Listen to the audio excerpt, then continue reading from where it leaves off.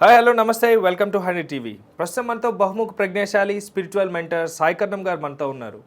అయితే ప్రస్తుతం lady constable అత్యంత దారుణంగా జరిగినటువంటి హత్య ఘటన గురించి మాట్లాడే ప్రయత్నం చేద్దాం. నమస్తే అమ్మా, వెల్కమ్ టు హనీ టీవీ. నమస్తే. ప్రస్తుతం ఇబ్రహీంపట్నంలో జరిగినటువంటి లేడీ కానిస్టేబుల్ హత్య అత్యంత దారుణంగా, అలాగే ప్రస్తుతం ఎన్నో విమర్శలు పాలవుతుంది. అంటే ఏ కోణంలో జరిగిందో కూడా ఎవరికి ఐడియా ఉండట్లేదు. అసలు దాని గురించి సమాచారం ఏంటి? హయత్ నగర్ పోలీస్ స్టేషన్లో నాగమణి కానిస్టేబుల్గా ఉద్యోగం చేస్తున్నారు. అయితే ఆవిడ ఇబ్రహీంపట్నం ఆ ప్రాంతాల్లో నివసిస్తున్నారు అని వార్తల ద్వారా తెలుస్తుంది. ఆమెకి 10 సంవత్సరాల క్రితము వివాహం జరిగింది. దురదృష్టవశాత్తు భర్త చనిపోవడంతో తన చిన్ననాటి స్నేహితుడు, తనని అమితంగా ప్రేమించి అభిమానించే ఒక వ్యక్తి శ్రీకాంత్, అతన్ని కొంత గ్యాప్ తర్వాత ఆవిడ పునర్వివాహం చేసుకుంది. అంటే మళ్ళీ వివాహం చేసుకుంది. అయితే అతను వారి కులస్థుడు కాదట. ఈ విషయము దృష్టిలో పెట్టుకొని ఆమె సొంత సోదరుడే అతను చాలా పరువును పోయినట్టుగా భావించి, అలాగే ఆస్తులు కూడా వాళ్ళకి ఏవైతే ఉన్నాయో ఆ ఆస్తులు అవన్నీ కూడా ఇతర కులస్థుడికి చెందడం ఇష్టం లేక చాలా తీవ్రంగా ఆలోచించి మదన పడుతూ తొందరపాటుతనంతో ఒక క్షణికావేశంలో సొంత సోదరినే కిరాతకంగా అతి దారుణంగా ఆమె ఆఫీస్కి స్కూటర్ మీద వెళుతున్న సమయంలో కారుతో డాష్ ఇచ్చి ఆమె పడిపోయిన తర్వాత కిందకు వచ్చి ఒక కత్తితోటి ఆమెని దారుణంగా మెడ మీద నరికి చంపేశాడు.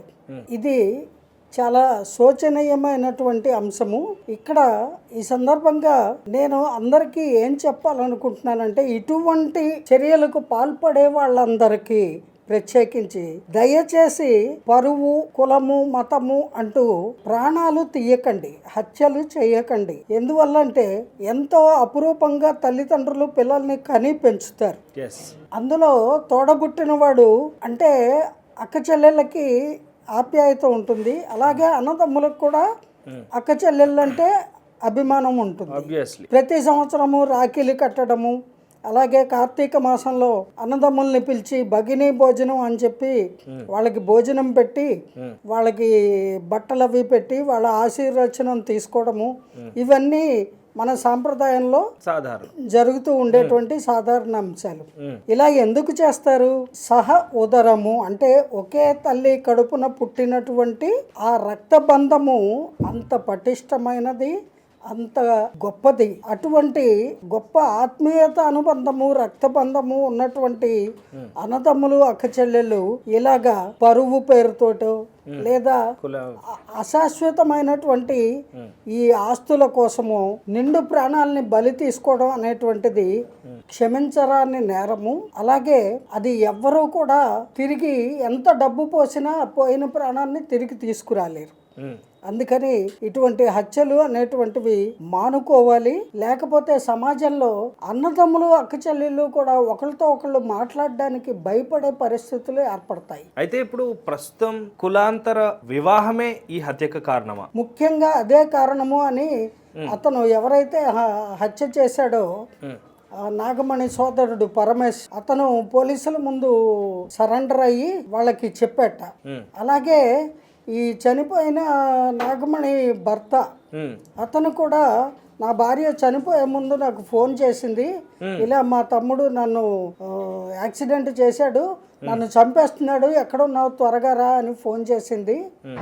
ఆ తర్వాత నేను ఎన్ని మార్లు ఫోన్ చేసినా ఫోన్ పలకలేదు, జరగరాని ఘోరం జరిగిపోయింది అని అతను కూడా చెప్పాట. దీని అంతటికీ కారణము కేవలము అతను వాళ్ళ కులస్థుడు కాదు అనేటువంటిది ప్రధాన కారణము.